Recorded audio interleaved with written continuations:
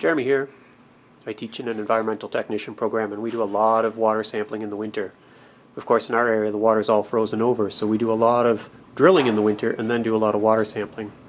And because of the nature of the way that students handle the augers and the amount of work that we put them through, they tend to get beat up pretty hard, and so I've been looking for good ways to sharpen them, and I think I've caught on to the best way to keep an auger blade sharp without actually sharpening it. So let's have a little look. Here's one of our augers, and this one has a very dull blade. How dull is it? Well, you can hear on the edge of the blade there's a lip, and when I run my thumb along there you can actually feel that the edge of the blade is curled over.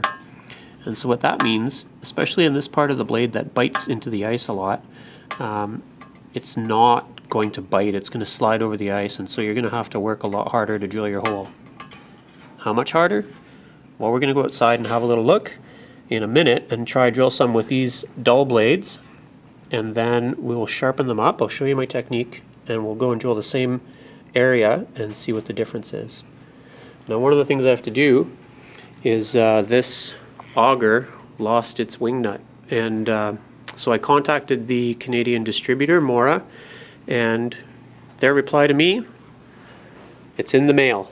And sure enough, a couple days later, here's a free wing nut, so you can't go wrong with that kind of service. I was super happy with that, and so this is also my opportunity to publicly thank them for their great service.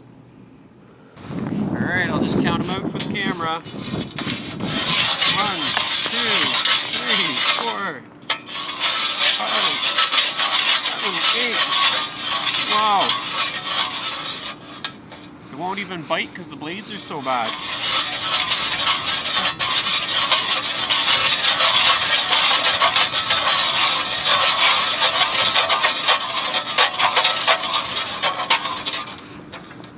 Well, that's like 28 spins and I'm not even down an inch because the blades won't bite. Okay, so it was so dull it was skittering around. So we're going to pop those blades off and I'll show you how to sharpen them up on a buffing wheel. So here we go. Safety first though. Alright, we're all ready. Here we go. Okay, so what we've got here is a cloth buffing wheel. You can see it's really flexible. I've got it bolted on this little benchtop grinder, and what we want to do is we're going to start this thing up. We're going to smear a little bit of this paste on there. I've got some green high gloss polishing paste.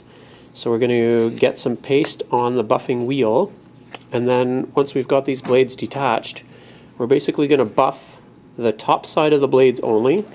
So the top side is when you're holding the auger, and these pieces right here, we're going to buff these out, and we're going to take off that lip. You can hear it.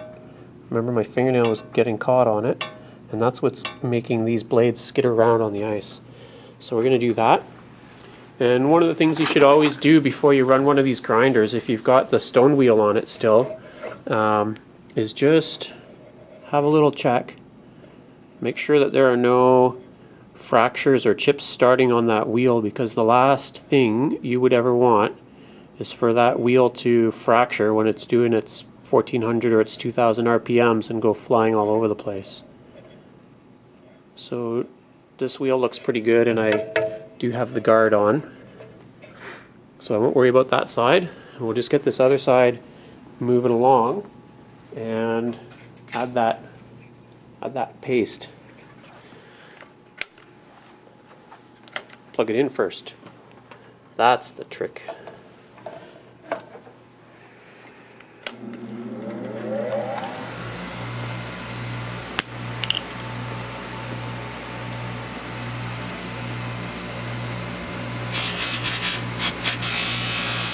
So you can see as I add the paste, you can see the color picking up on the wheel. That should be good. And so now we'll just pop those blades off and polish them up.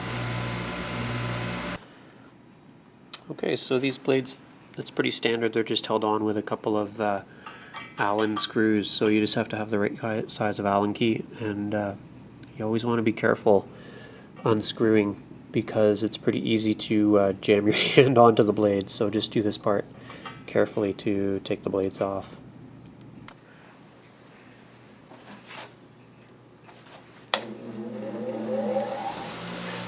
Okay, so the wheel is turning towards me, which means that when I sharpen the top side of the blade, which is the side that doesn't have the label on it, but this long angled side, I'm going to want to sharpen it like this. I'm not sharpening, but buffing it to get that lip off.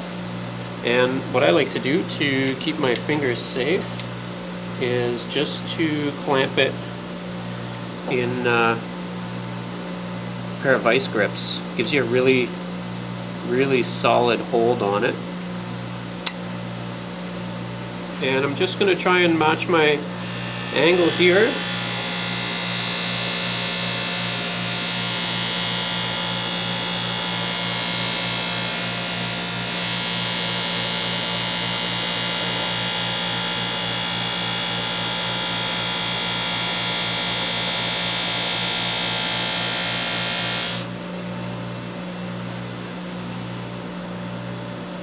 Looking pretty shiny.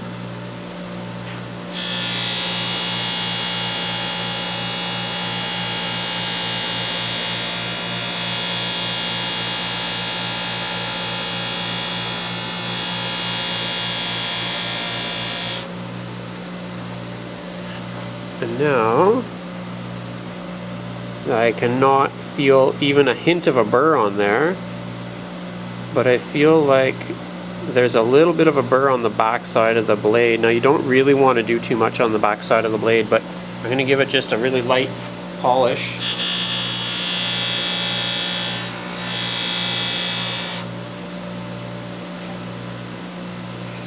And it took off that micro burr on the back, and so I can actually feel now that that blade is much sharper. You probably won't be able to see this on the camera, but it's really taking a strip off of my thumbnail now.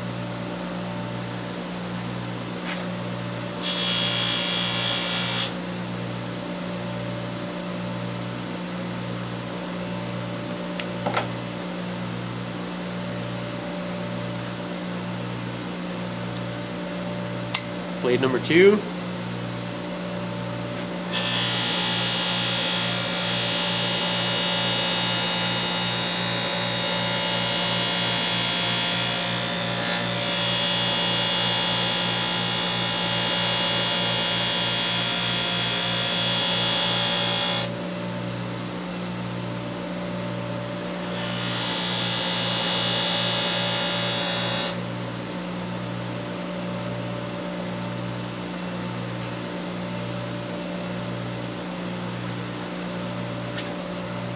So that front top edge is now cleaned up, but it feels dull, and that's because there's now a micro lip on this edge blade. So again, I'm going to go onto the bottom side of the blade, and I'm just going to do a very small touch up.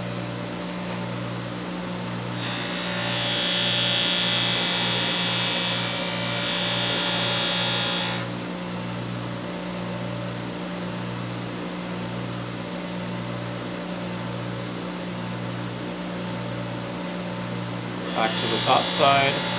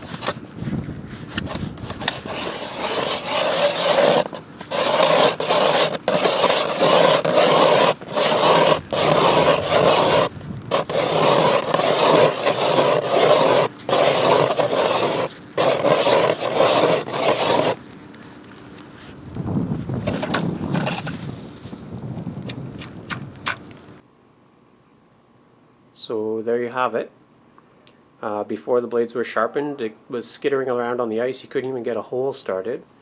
And after we buffed them up on the blades, it only took a couple of minutes. And it was practically as sharp as new. It was really giving her through that ice, and that was some pretty thick ice. So the last time I checked, blades for these augers were running about $50 Canadian for a new pair. And what I spent on this setup, you know, this is a borrowed grinder, but you can buy them for $100. The buffing wheel is about $17. The grit is about $8. And we've already probably sharpened up 10 or 12 pairs of augers that we would have otherwise have had to buy new blades for. And what was kind of lucky in our kit here, because we never really throw anything away, all the old ones that we couldn't bring ourselves to throw away, we've now been able to sharpen up as backup blades, and they're almost as good as new. You know, what's interesting on this one is you can see as I turn it in the light where somebody has actually taken a file to sharpen this blade. Lots of guys will do that, but you never get the same angle again, and they just don't cut as well. So if you buff the blade just with the buffer, these ones have all had a file taken to them, but we got them back sharp with the buffing blade. If you buff the blade, and you can see on this one, it maintains its original angle, which is really super important.